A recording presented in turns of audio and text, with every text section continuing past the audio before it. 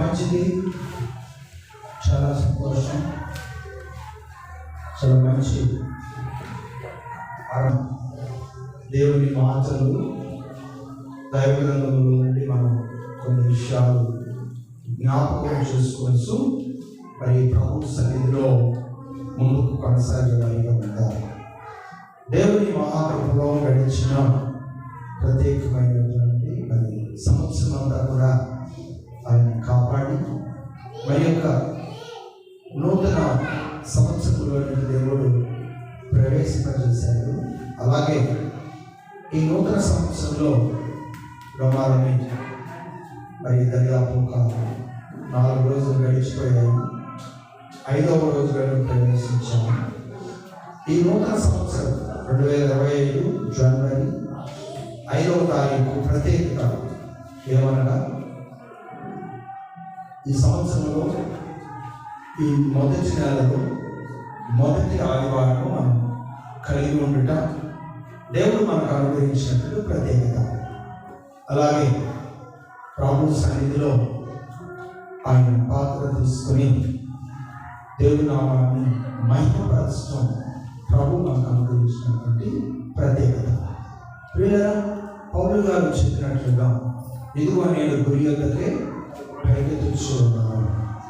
అనగా గురి యొద్దకు పరిగెత్తేటప్పుడు ఎన్నో ఆటంకాలు, ఎన్నో బలహీనతలు, ఎన్నో వ్యతిరేకతలు, ఎన్నో పోరాటాలు, ఎన్నో సమస్యలు అయినప్పటికీ కూడా వాటన్నిటిని ఎదుర్కొంటూ దేవుడు అప్పగించిన పనిలో పరిగెత్తుకుంటూ ముందుకు కొనసాగుతూ ఉన్న పౌలు గారు ఇస్తున్న మనందరికీ ఒక మాదిరికరమైన మాట ఏంటంటే, ఇదిగో నేను గురి యొద్దకే పరిగెత్తుచున్నాను.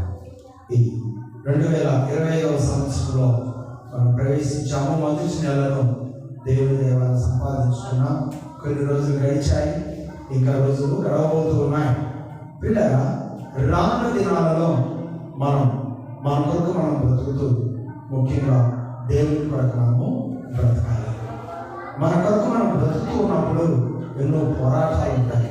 దేవుని కొరకు మనం బ్రతకాలని తీర్మానం తీసుకున్నప్పటికీ కూడా ఎన్నో ఆటంకాలు, ఎన్నో పోరాటాలు మనకు వెంబడిస్తూ ఉంటాయి. అలాంటప్పటికీ కూడా ప్రియులారా, మనం గురి యొద్దకే పరిగెత్తుచూ ఉన్న ప్రకారం ఇదిగో ఈ లోక సంబంధమైనటువంటి పరిస్థితులన్నింటినీ కూడా మనం జయించుకుంటూ ముందుకు వెళ్తున్నప్పుడు దేవుని కొరకు జయ జీవితాన్ని మనం కలిగి ఉన్నామనే ఒక ధైర్యాన్ని దేవుడు మనకు ప్రసాదిస్తాడు. ప్రియులారా, మనం ఎల్లప్పుడూ కూడా సంతోషిస్తూ ఈ సంవత్సరాన్ని మనం ముందుకు నడిపించుకోవాలని దేవుని వాక్యం తెలియజేస్తాడు. భూలో సంబంధమైన సంతోషాన్ని హరించడానికి ఏదో ఒక సమస్య వెంబడించు ఉండవచ్చు.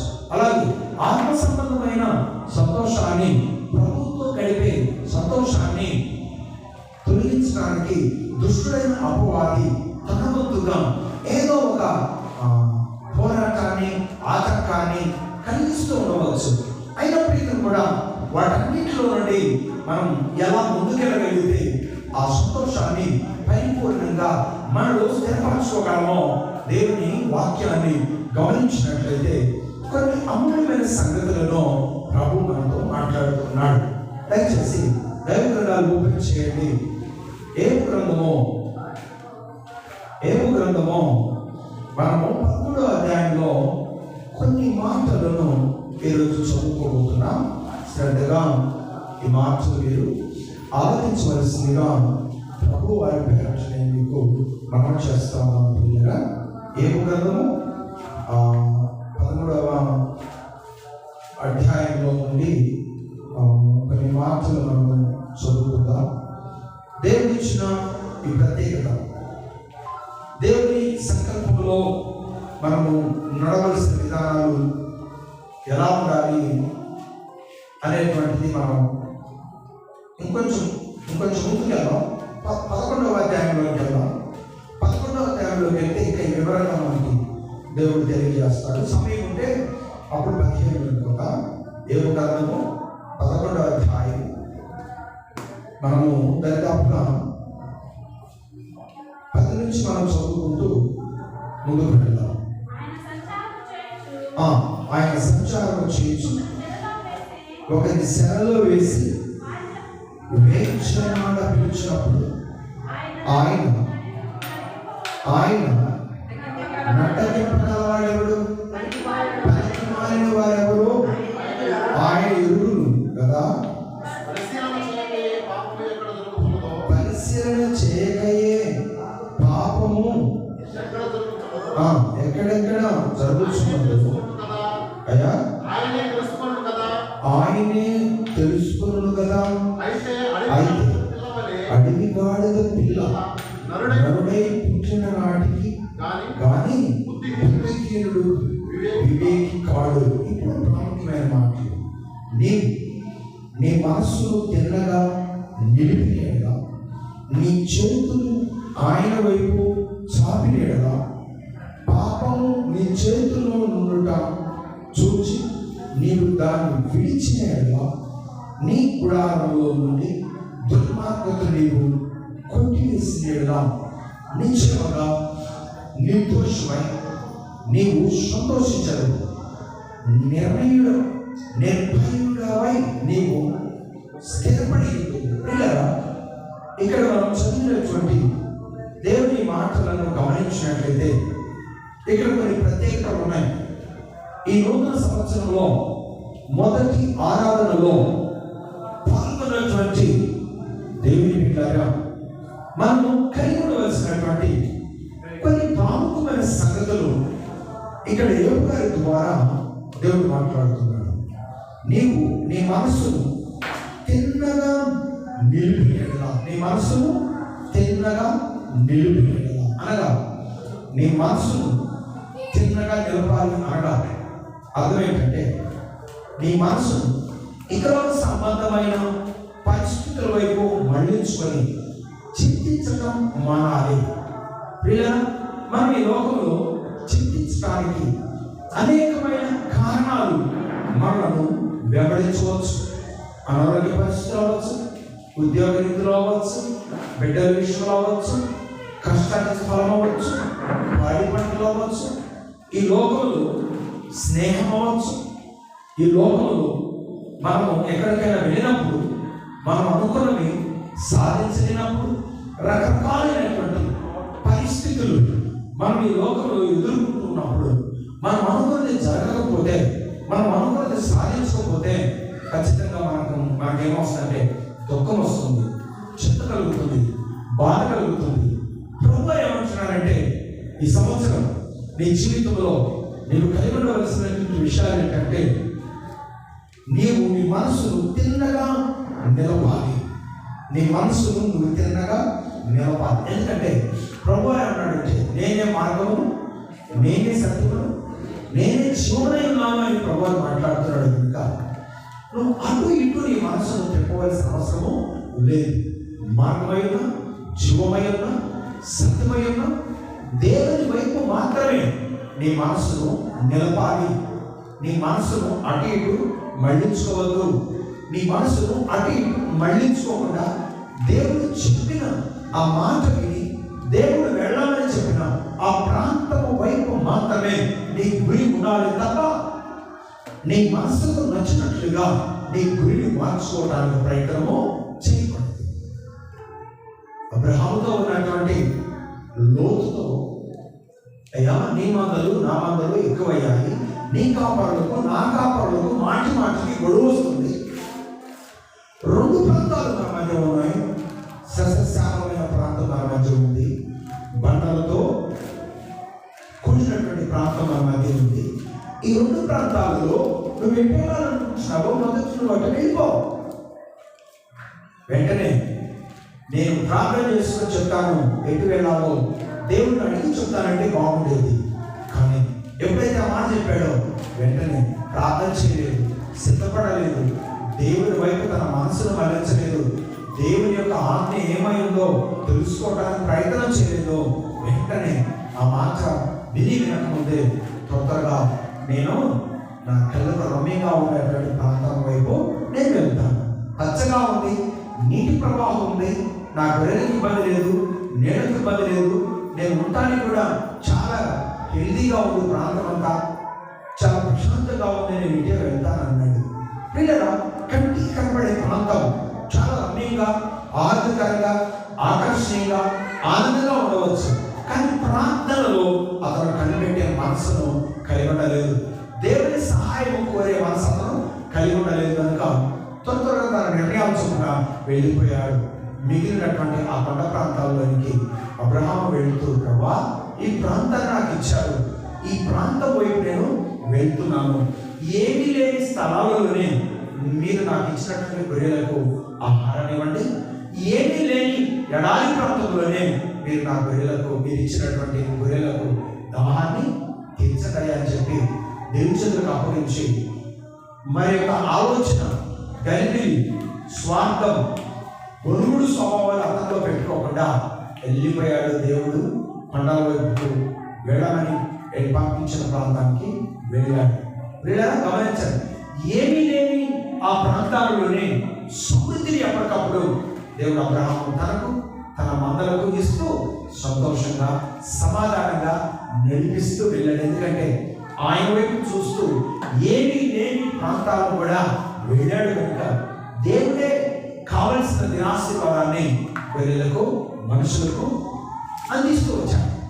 కానీ సొంత నిర్ణయాలతో వెళ్ళినటువంటి లోతు కంటికి రమ్యంగా ఉన్న ఆ ప్రాంతం అంతా, ఆ ప్రాంతంలోకి వెళ్ళిన తర్వాత భయంకరమైన శత్రు స్వభావం, భయంకరమైన కామవాంఛ, భయంకరమైన గలిబిలి పరిస్థితులన్నీ కూడా లోతును వెంబడిస్తున్నప్పుడు ఏమి చేయాలో అర్థం కాని పరిస్థితుల్లో ఎవరి దేవుని ప్రార్థన చేసుకుంటే దేవుడు ఏమన్నాడు, దయచేసి ఈ ప్రాంతాన్ని అగ్ని ద్వారా కాల్చివేయబోతున్నాను, మీ కుటుంబం అంతా కూడా ఎనికి చూడకుండా ఆ కొండల ప్రాంతానికి వెళ్ళాలన్నప్పుడు ఆ ప్రాంతంలో ఏముంది, కొండలు ఉన్నాయి.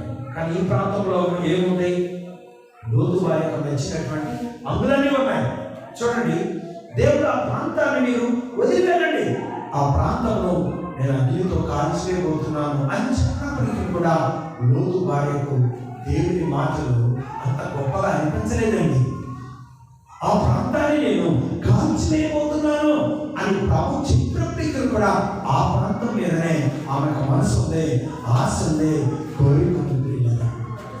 కానీ దేవుడు చూపించిన ప్రాంతంలో కొండలు మాత్రమే ఉన్నాయి, కానీ ఆ ప్రాంతంలోకి వెళితే సురక్షితం ఉంది, క్షేమం ఉంది, సమాధానం ఉంది, నెమ్మది ఉంది, ఆహారం ఉంది, దేవుని పరలోకపు ఆనందం ఉంది అనే సంగతిని ఎవరు గ్రహించలేకపోయారు? లోతు భార్య గ్రహించలేకపోయింది. ఈ సంవత్సరం నీ విధానాలు లోతు భార్య వలె ఉండొద్దు, నీ విధానాలు లోతు వలె ఉండొద్దు. దేవుడు చెప్పినటువంటి ఆజ్ఞలను నీ జీవితంలో అనుసరించాలి. దేవుడు చెప్పిన విధానాలు నీ జీవితంలో దేవుని ఆశీర్వాదంగా అనుగ్రహించినట్లు ప్రార్థనాపూర్వకంగా సిద్ధపడి నీ ముందున్న పరుగు పందెంలో పరిగెత్తాలని దేవుని వాక్యం తెలియజేస్తా ఉంది. సొంత నిర్ణయాలతో నీ మనసును పరిగెత్తింపజేసుకోకుండా ప్రార్థనాపూర్వకంగా దేవుని సన్నిధిలో నీ మనసును నిలుపుకొని నీవు అడుగులు ముందుకు వేయడం ప్రారంభించినట్లయితే ఈ సంవత్సరం దేవుడు నీకు ఆశీర్వాదకరంగా మార్చును గాక. ఆమేన్. ఆమేన్. రెండో రాస్తున్నాడు, నీ చేతులు ఆయన వైపు చాపి ఎడలా. ప్రియులారా, మన చేతులు ఎప్పుడు ఆయన వైపు చాపాలి. మన చేతులు నిండా దేవుడు ధనాన్ని పెట్టినప్పటికీ, మన ఎడమ చేతిలో జ్ఞానాన్ని పెట్టినప్పటికీ, కుడి చేతిలో ధనాన్ని పెట్టినప్పటికీ, ధరించుకోవటానికి వస్త్రాలు ఇచ్చినప్పటికీ, తినడానికి ఆహారం ఇచ్చినప్పటికీ, సంపాదించుకోవటానికి ధనాన్ని సంపాదించుకోవడానికి మార్గాలు ఇచ్చినప్పటికీ, ఉద్యోగం అనే మార్గం, వ్యాపారం అనే మార్గం, చేతులు కష్టార్జితం అనే మార్గం, ఎన్నో మార్గాల ద్వారా ప్రభు నీకు ఆయన సహాయాన్ని అనుగ్రహిస్తూ ఉన్నప్పటికీ కూడా గుర్తుపెట్టుకోండి, దేవుని సన్నిధిలో పిల్లరా ఆయన ఇచ్చిన ఆజ్ఞ ప్రకారము మన చేతులు ఎవరి వైపు మళ్ళించాలండి? దేవుని వైపు మన చేతులు మళ్ళించాలి. చూడండి, దేవుని వైపు మన చేతులు మళ్ళించి మన చేతుల ద్వారా రేనక పగలనక మనం కష్టపడుతున్న ఆ కష్టాతీతంలో నుండి గుర్తుపెట్టుకోండి పిల్లరా, దేవునికి అప్పగించడంలో దాయబడిన ఆశీర్వాదాన్ని నీకు గొప్పగా అనుభవిస్తాము. బాబాయ్, నేను నా చేతుల ద్వారా రేనక పగలనక కష్టపడ్డాను, నేను సంపాదించుకున్నాను, నాకు ఎన్నో అవసరతలు ఉన్నాయి, నాకు ఎన్నో అప్పులు ఉన్నాయి అని చెప్పి దేవునికి కూడా ఇవ్వకుండా నీ కొరకు వాడుకున్నావు అనుకోండి, అప్పుడు లెక్క ఎవరు చెప్పాలండి? లెక్క నీవు అప్పచెప్పవలసి. అందుకే పిల్లల, నీ చేతుల ద్వారా నువ్వు కష్టపడినటువంటి కష్టార్జితంలో ఖచ్చితంగా దేవునికి ఇచ్చేయి. నీకు దేవుడు ఇచ్చింది నువ్వు వాడుకుంటూ సంతోషంగా నువ్వు అడుగులు ముందుకు వేసినట్లయితే, నీ చేతులను దేవుని వైపు చాపి స్తోత్రాలు చెల్లిస్తూ ప్రార్థన చేస్తూ వాటి అనుభవాలు నీ ఆత్మీయతను కాపాడుతున్నట్లయితే పిల్లరా, ప్రభు ఏమంటాడు తెలుసా? నీ చేతుల కష్టార్జితాన్ని నేను ఆశీర్వదిస్తాను. చిన్నగా రావడంతో నేను ఒక సందర్భం గుర్తించి, వారి దగ్గర డబ్బులు లేకపోయినా ఏ విధంగా నేను సహాయం చేయగలనని ఆమె ఆశ, ఆమె కోరిక, సహాయం చేయించే విధంగా ఆమె దగ్గర డబ్బులు లేకపోయినా సహాయం చేసేవారిని దేవుడు తనకు సహాయం చేసే విధంగా ప్రోత్సహించాడు. మరి ప్రతి పనిలో తన హస్తం ఉంది. చూడండి, అంటే సాక్షి చెప్తాడు. ఇంకొకటి, తను మొన్నటి వరకు రెండో సాక్షి చెప్తాడు. తను మొన్నటి వరకు వెళ్ళినటువంటి ఆ చర్చిలో ఎక్కువగా ఉన్నతమైన వారు లేరు, అందరూ కూడా పనులు చేసుకునే పేదవారు ఉన్నారు, ఎక్కువ పర్సెంట్. వారిని అమ్మ దేవుని కొరకు ఈ సంవత్సరం ఏం చేశావు నిలబెట్టి సాక్ష్యం చెప్పమంటే వారు ఏం చెప్తారు తెలుసా? వారు అంతకుముందు వెళ్ళినటువంటి సంఘంలో ఉన్నటువంటి వారు ఏం చెప్తారు తెలుసా? నేను చేసుకునే పని పాసి పని, ఊడ్చే పని అయినప్పటికీ కూడా నేను అయ్యగారి మాట ప్రకారం నేను 5 సార్లు స్వరాన్ని బలపరిచాను. 5 సార్లు అంటే వాక్య పరిచయం చేసే టీవీ కార్యక్రమానికి నేను స్పాన్సర్ చేశాను. కొంతమంది 10 సార్లు చేశాను అంటున్నారు. అదొకటైతే మరలా వాళ్ళు మరొక సాక్ష్యం చెప్తారు తెలుసా? నేను సహవాసానికి 10 మందిని నడిపించాను, 20 మందిని నడిపించాను, 30 మందిని నడిపించాను. అది చెప్పాడు. ఏం చెప్తారంటే సాక్ష్యము చెప్తాను. వీళ్ళరా, మన చేతుల ద్వారా మనం చేసుకునే పనిలో దేవునికి మహిమ చెల్లించే విధంగా ఉండాలి. అంటే ఉదాహరణకే చెప్పారు, అంటే మేము అందరం అలాంటి వాళ్ళం కాదా అని చెప్పని మీరు అనుకోవద్దు. మీరందరూ అలాంటి వారు. దేవుడు మిమ్మల్ని దీవించును గాక. ఆమేన్. కాబట్టి ప్రియులారా, ఈ మాటలు నేను ఎందుకు చెప్తున్నానంటే, తనకు చేయగలిగే సహాయం చేయగలిగే సామర్థ్యం లేనప్పుడు ఏం చేసింది? ఆ సామర్థ్యం కలిగిన వారిని పరిచయం చేసి సహాయం చేసే విధంగా చేసింది. దేవుని పనిని బలపరిచే విధంగా తాను తను ఒక అమూల్యమైన బాధ్యతను తీసుకుంది. గతించిన సంవత్సరంలో దేవుడి కొరకు చేసిన పని ఏంటమ్మా అని అడిగితే ఆమె చెప్పనవసరం లేదు. సందర్భానుసారంగా మానవుడు నోటి ద్వారానే ఏదో ఒక రోజు ఏదో ఒక టైంలో సాక్ష్యం వస్తుంది. మరి మీరు చేసిన పని ఏంటమ్మా అని అంటే మీరు చెప్పడం అవసరం లేదు. ఏదో ఒక సందర్భంలో నా నోటి ద్వారా నా సాక్ష్యము వస్తుంది కాబట్టి.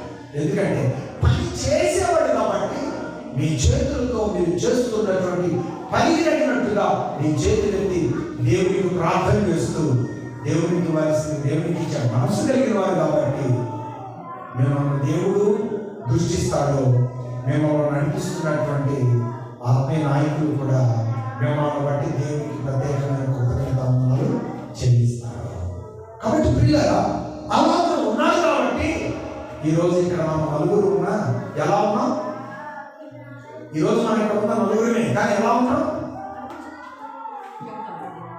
ఎలా ఉన్నామంటే సంతోషంగా ఉన్నాం. దేవునికి స్తోత్రం. సమాధానంగా ఉన్నాం. దేవునికి స్తోత్రం. ఎందుకో తెలుసా? ఇక్కడ ఎంతమంది ఉన్నారనేది కాదు, ఉన్నవారు ఏక మనసు కలిగి ఉన్నారా లేదా, ఉన్నవారు ఆసక్తి కలిగి ఉన్నారా లేదా, ఉన్నవారు ప్రతి విషయంలో దేవుడి కొరకు అడుగులు ముందుకు వేసే మనసు కలిగి ఉన్నారా లేదా అనే ప్రశ్న మన హృదయంలో వేసుకుంటూ ఆ విధానానికి అనుకూలంగా ముందుకు నడిస్తే చాలు, ప్రభు ఆయన కృపతో మనల్ని ఆశీర్వదిస్తారు. ఈ విధానాల్లో మీరు ఉన్నారు, అందుని బట్టి దేవుడు మిమ్మల్ని దీవించుగాక. మరి చక్కగా నేను వచ్చి రెడీ అవుతా ఉంటే కలిసి పాటలు పాడుతున్నారు. ఎంత అద్భుతంగా ఉందంటే ఎంతో అద్భుతంగా ఉంది. అసలు నాకు అనిపించింది పైకి రావడం కంటే కూడా కిందే ఉంటే బాగుండు అనిపించింది. ఎందుకంటే అంత అద్భుతంగా పాడుతున్నారు. చక్కగా ఇద్దరు స్పీకర్లు పెట్టుకొని ఆత్మతో సత్యంతో మనస్ఫూర్తిగా దేవుని ఆరాధిస్తున్నప్పుడు ఆ ఆరాధన ఎవరు అంగీకరిస్తారు? దేవుడు అంగీకరిస్తారు. మనస్ఫూర్తిగా చేసే ఆరాధన, మనస్ఫూర్తిగా పాడే పాట, మనస్ఫూర్తిగా దేవునికి ఇచ్చే సమర్పణ, మనస్ఫూర్తిగా దేవుని సన్నిధిలో చేతులెత్తి చేసే ప్రార్థన ఎవరు ఆలకిస్తారు? జీవం కలిగిన దేవుడు ఆలకిస్తాడు. ప్రభు ప్రకటన తెలియజేస్తున్నాడు. అందుకనే మన మనస్సును దేవుని పట్ల తిన్నగా నిలిపినప్పుడు మనం ఎవరు చూస్తాం?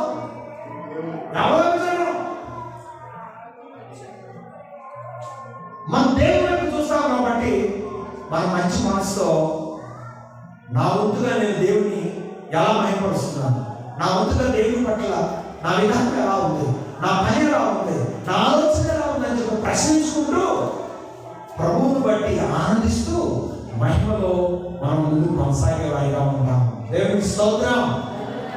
ఆ విధానంలో మీరున్నారు. దేవుడు మిమ్మల్ని దీవించుగాక. అందుకే ప్రియులారా, ఈ నూతన సంవత్సరం మనం ఎలా ఉన్నారంట? నీవు నీ మనస్సును తిన్నగా నిలపాలి. రెండవది, నీ చేతులను ఆయన వైపు చాపాలి. మూడవది, పాపము నీ చేతుల్లో ఉండకుండా చూచి నీవు దానిని విడిచిపెట్టాలి. పాపాన్ని మనము విడిచిపెట్టాలి. పాపం అనేది ఒక భయంకరమైన వ్యాధి లాంటిది. ఏ వ్యాధి లాంటిది? క్యాన్సర్తో పోల్చలేదు, ఎయిడ్స్తో పోల్చలేదు.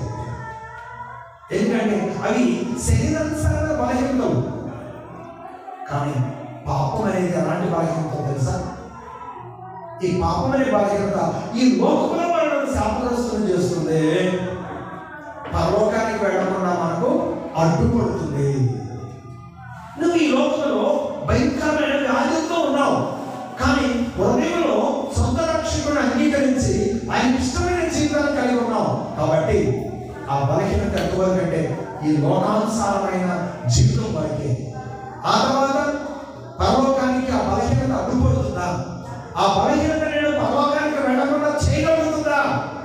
కానీ పాపం అనే బలహీనత మాత్రం ఈ లోకంలో ఆయన మహిమను నువ్వు అనుభవించకుండా అడ్డుకుంటుంది, పరలోకంలో నువ్వు చాలకుండా నేను అడ్డుకుంటుంది. అందుకే ఈ నూతన సంవత్సరం నువ్వు తీసుకోవాల్సిన మరొక తీర్మానం ఏంటంటే మూడో మాటలో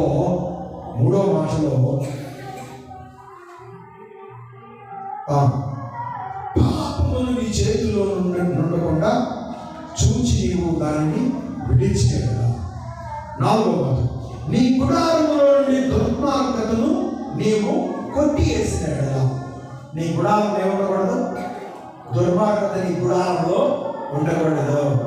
కొంతమంది ఇళ్లలోనేమో కొట్టుకుంటారు, ఇళ్లలో తిట్టుకుంటారు, సమాధానం ఉండదు. కానీ బయటకు వచ్చినప్పుడు మాత్రం నేనంటే చాలా ఐక్యత కలిగిన వారము అని చెప్పి ప్రదర్శించడానికి ప్రయత్నము చేస్తూ ఉంటారు. దేవుని ఉద్దేశం ఏంటో తెలుసా?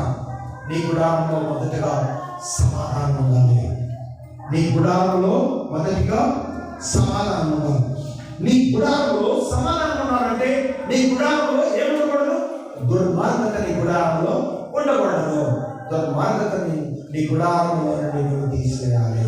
ఏ గుడారం? గుడారాలు 2 రకాలు ఉన్నాయి.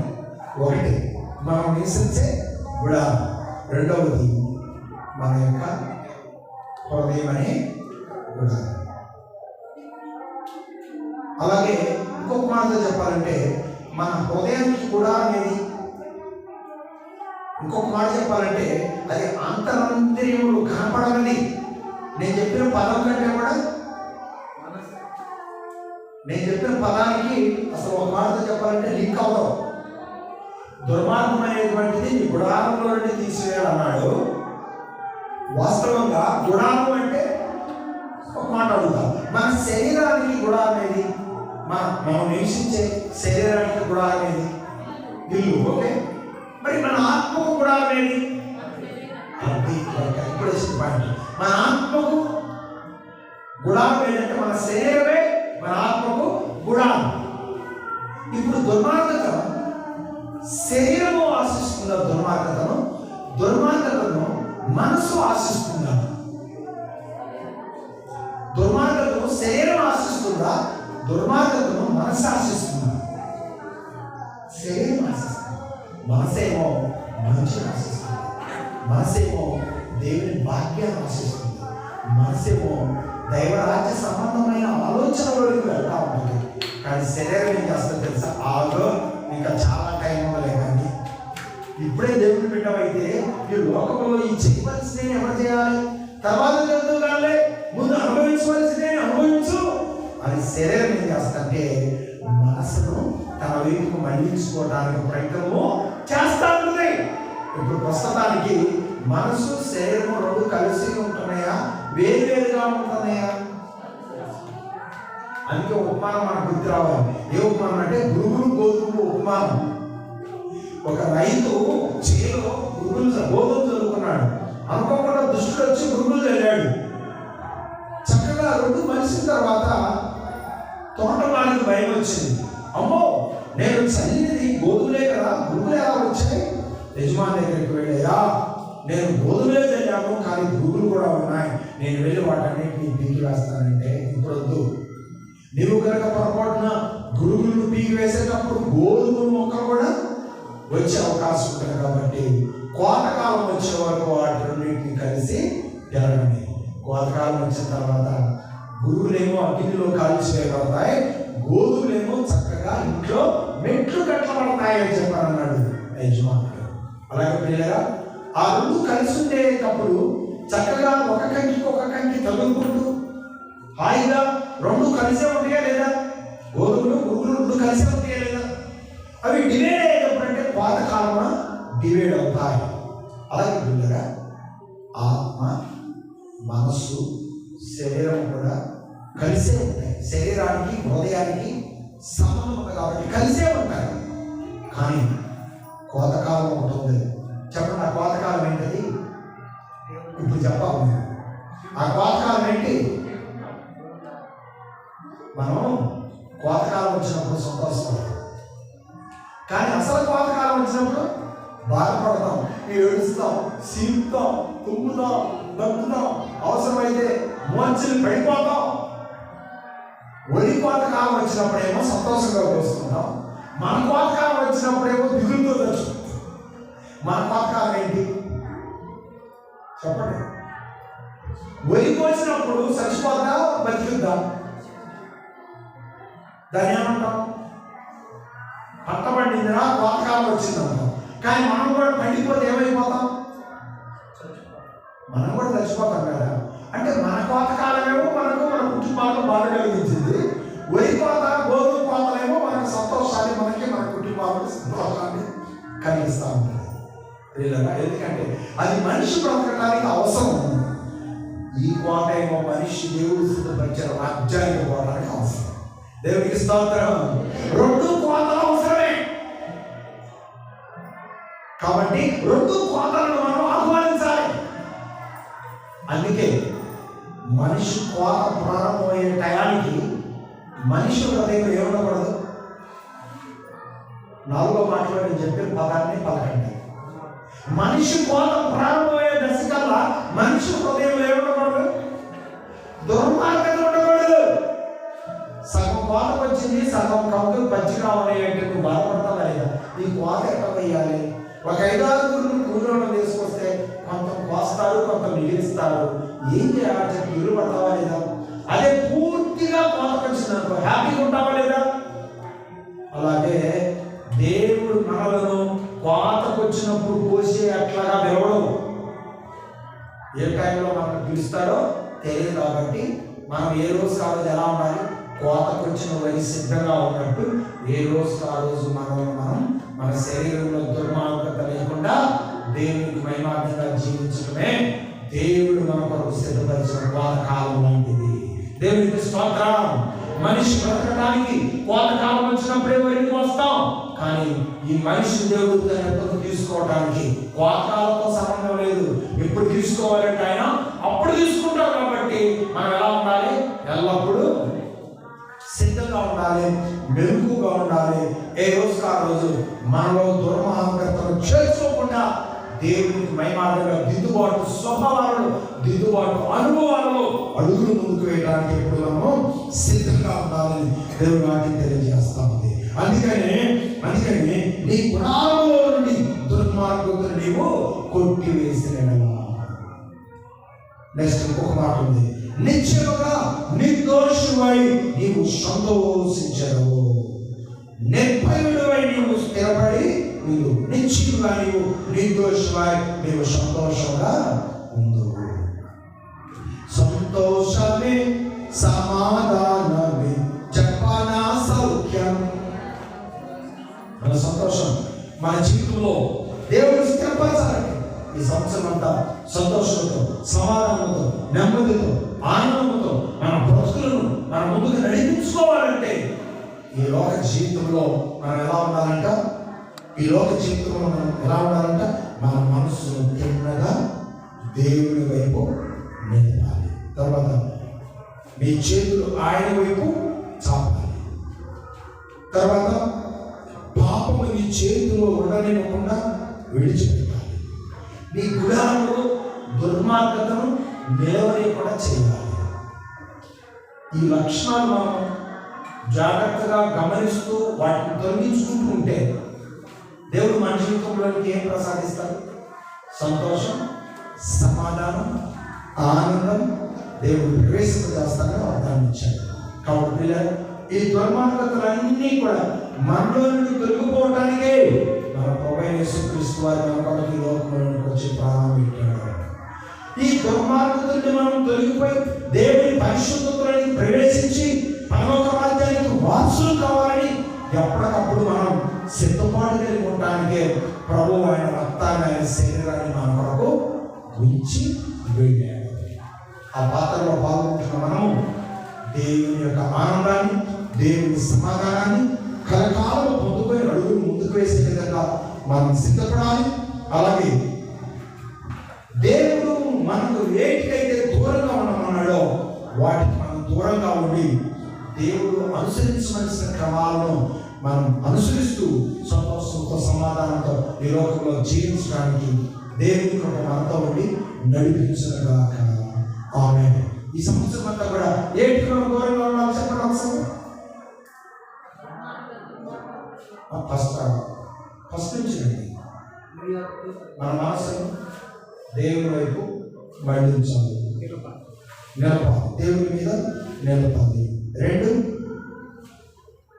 రెండు మీ చేతులు ఎత్తి ఆయన వైపు ప్రార్థన చేయాలి. 3 పాపము మీ చేతుల్లో నుండి శుద్ధి చేసుకోవాలి. మీ చేతుల్లో ఉండటానికి వీల్లేదు. 4, నీ దేహం అనే గుడారంలో దుర్మార్గతకు ప్రాధాన్యత ఇవ్వకూడదు. ఇంకా చాలా ఉన్నాయి, కానీ ఇంతవరకే చెప్తున్నా. ఈ స్వభావాలలో నుండి మనం మెరుగు కలిగి దిద్దుబాటు చేసుకుంటే ప్రభు మన జీవితకాలం అంతా కూడా ఏమి ప్రసాదిస్తారన్నాడు. అది కూడా వాక్యంలోనే చూపించానమ్మా. 15వ వచనంలో చూపించాను. కానీ నిశ్చయముగా నిర్దోషమై నీవు సంతోషించడము, నిశ్చయమై నీవు స్థిరపడిను. ఈ వాగ్దానాలు ఈ సంవత్సరం నీ జీవితంలో దేవుడు నెరవేర్చాలని ఆశిస్తున్నాడు. ఓకే, మరి నువ్వు కూడా అంగీకరిస్తున్నావా? వీటిని స్వాగతిస్తున్నావా? స్వాగతించినట్లయితే ప్రభు నిన్ను దీవించుగాక, నీ కుటుంబాన్ని దీవించుగాక. దేవునికి ఇష్టమైన జీవితాన్ని జీవించి దేవుని రాజ్యానికి వారసులుగా ఈ లోకంలో సంతోషించే బిడ్డగా ప్రభు నీకు తోడే నడిపించుగాక. ఆమె ప్రార్థన చేసుకుందాం. తండ్రి నాతో మాతో మీరుండి ఇప్పటివరకు నీ మాటలు మాకు అందిస్తా వచ్చిన స్తోత్రాలు ప్రభా. నీ సంకల్పం ఎంత గొప్పదో మీరు మాట్లాడటం వచ్చిన స్తోత్రాలు దేవా. మేము నీ కొరకు ఎల్లప్పుడూ సిద్ధ మనసు కలిగిన వారిగా ఉండాలని మీరు కోరుకుంటున్నందుకు వదనాలు. మేము ఎల్లప్పుడూ సంతోషించే బిడ్డలుగా ఉండాలని, నిర్దోషంగా ఉండాలని మీరు మా పట్ల మీరు చేసిన త్యాగమును బట్టి వందనాలు ప్రభా. ఈ లోకంలో మేము బ్రతుకున్నంత కాలం మేము తొలగించుకోవాల్సిన విషయాలు మాలో నుండి తొలగించుకోవాలని మీరు కోరుతా వచ్చారు. మా మనస్సుని వైపు మళ్ళించాలని, నీ వైపు తిన్నగా మా మనసును నిలపాలని, చేతులెత్తి మేము నీ వైపు ప్రార్థించేవారిగా ఉండాలని, మా చేతుల్లో ఉన్నటువంటి పాపదోషాలను మేము తొలగించుకొని ఈ దేహమైన గుడారంలో దుర్మార్గత లేకుండా నమ్మకస్తులు ఈ లోకంలో జీవించినప్పుడు మీరు మాకు సిద్ధపరిచిన సంతోషం సమాధానం ఎల్లప్పుడూ మాతో పుట్టుకుని మీరు వాగ్దానిస్తూ బలపరుస్తూ వచ్చింది. స్తోత్రాలు. 2020 సంవత్సరం మొదటి నెల మొదటి ఆదివారం ప్రభావి పాత్రలో చేరేయడానికి మీరు మమ్మల్ని ముందుకు నడిపిస్తూ వచ్చిన విధానం స్తోత్రాలు చెప్పి దయచేసి మనం దేవునికి అప్పగించుకొని ప్రభు సన్నిధిలో ఆరాధించాలి.